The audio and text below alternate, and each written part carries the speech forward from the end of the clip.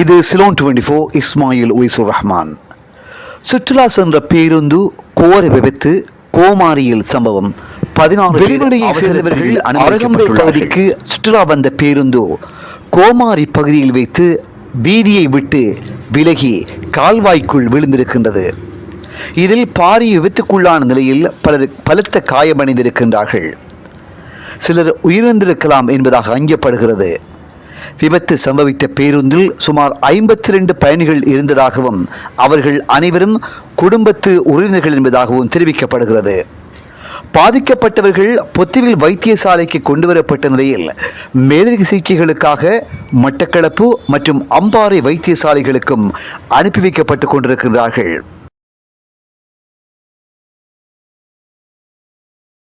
குறித்த விபத்து சம்பவமானது இன்று பிற்பகல் வேளையில் இடம்பெற்றிருப்பதாக தெரிய வருகிறது. இந்த விபத்தில் பாதிப்புற்றவர்களை உடனடியாக வைத்தியசாலைகளுக்கு கொண்டு செல்வதில் இந்த பிராந்தியத்தினுடைய ஆம்புலன்ஸ் வண்டிகள் பெரிதும் பயன்படுத்தப்பட்டிருந்தன. அக்கரைப்பற்று கல்முனை வீதி, அக்கரைப்பற்று அம்பாறை வீதி, அக்கரைப்பற்று பொத்துவில் வீதி ஆகிய 3 பிரதான பிரிவுகளிலும் உள்ள வைத்தியசாலைகளை நோக்கி ஆம்புலன்ஸ்கள் விரைந்த வண்ணம் காணப்பட்டிருப்பதை அவதானித்துக் கொள்ள முடிகின்றது. இது சிலோன் 24. மறவாமல் யூடியூப் காணொலியூடாக சப்ஸ்கிரைப் செய்யுங்கள்.